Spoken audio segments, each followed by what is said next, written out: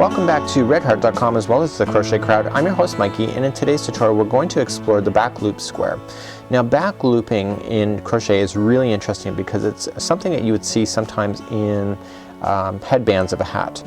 It's required when you need that extra bit of stretch in your crochet because it does want to contract and expand with each other.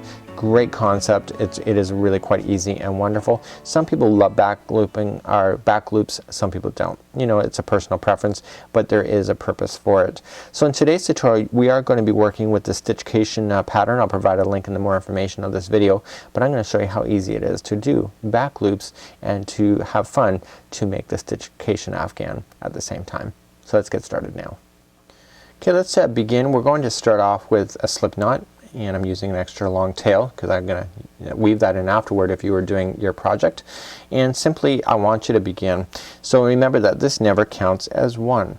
So let's go 1, 2, 3, 4, and 5 and go all the way to 36 on your own, and when we come back I'll meet you up then and we'll start working on this project together. To begin, we need to prepare this chain so that we can start our pattern. So to begin to do that, we have to single crochet ourselves along this chain, so we have to come to the second chain from the hook. So 1 and 2, turn the chain over so that you can see the back hump of the chain coming up, and you want to single crochet into that. Once you do that, the next hump that you see, the next loop, will be sticking up like that. And basically you just have to single crochet yourself very easily all the way across in order to get this pattern started. So please just single crochet using the back loop of your chain all the way across, and I'll meet you back up in just a moment. So I've come all the way across, and now I'm going to turn my work, and now we're going to start doing the back loops.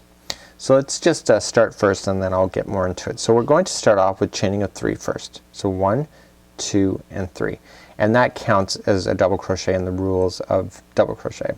Okay, so we are in the rules of crochet. So let's begin. When we go and look at a stitch, for example, we're going to look at it and you always see that there's 2 strings. It's like a V shape. Now the front loop is the loop that is closest to you. Okay, the back loop is the one that's furthest away from your face. Okay, so what we're going to do is that it says to double crochet on the back loops only. Okay, so we're going to wrap the hook, and instead of going into the full stitch like you normally would, you're going to skip over the first one and go into the second. Okay, go into the one that's in the back and just double crochet as normal. Okay, so wrap. So once you get that first one up, it's almost very obvious where you have to go. We're back looping and people don't like to line up is when you start getting into stuff that's weird shaping, but when you're actually doing a full rows like this, it's just really easy just to kind of glide over that first loop, go into the back.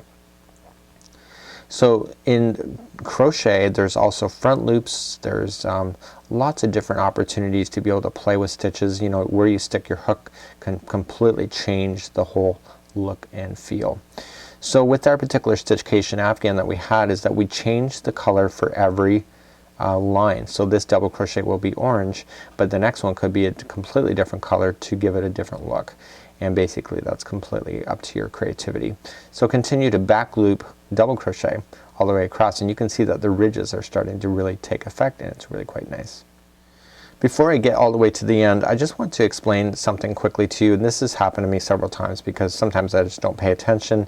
You know, you're watching TV and I'm doing back looping now, but sometimes I accidentally just don't consciously think, and then I start doing some double crochets and then I forget, and then I look back and I'm like, okay, well then I'll do some back looping again. And what happens is that when you do a regular stitch, you kind of just destroyed the whole look of your project at this particular point. So this is one of those particular projects where if you are going to look up into the TV, make sure that your mind is still actually thinking about those back loops as you go, because it's one of those where you may not be able to notice right away, but you will definitely notice after you finish a whole row that you were just like not paying attention and not working to the back loops for a few of them. So it becomes very obvious once you get down to the end of the row if you don't notice it right away. So I'm coming all the way to the end. Don't forget to back loop on that final one as well, and it just makes a huge difference at the end. And It just is amazing if you can do it right all the way. So just for kicks, I'm going to change the yarn at this point. I'm gonna just fasten off the orange. I'm gonna bring on a different color, and I'm just going to pull it through, and I'm just going to weave it into a few of these stitches, probably about an inch or two if I can. And it's a great way to kind of change your color, hide in your yarn now, than it is to kind of wait later and to weave in the ends. You can do it either way, but I like to be a little bit lazy and do it as I go, and then I don't have these unsightly yarn tails flying out everywhere as I'm working on my project. So let's begin. I'm going to just turn my work and get it ready for my next color. So I'm going to begin my next color. I'm just going to create a slip knot to start it off, put my hook into it, and I'm going to come back to the work just like you see here. So I'm just going to join it to exactly where I stopped before. Okay, just get everything going, and I just taken the loop and just joining it like this. Okay, now it's joined, and now I'm going to chain 3. So 1, 2, and 3. And now I just want to simply just come back onto the same line and just doing the back loops only. Okay, so we just turn it, and you just, the first one is always the tough one to start off with, but you want to look down and you kind of want to just compare to make sure. So this line equals this one equals this one, and we just immediately just continue to back loop it all the way across. So this allows the back loops element to be on both sides, because you are back looping on both sides. You don't lose the effect, because essentially you're creating the ridges on both sides when you're doing so. So this is what we've done with Stitchcation, is that we've changed the color with every line, and it creates a really amazing look. You have the back looping that will really stand out once you get beyond a few more rows. But in order for you to complete this afghan for Stitchcation, you'll notice that this is actually a pretty painless and easy square to follow.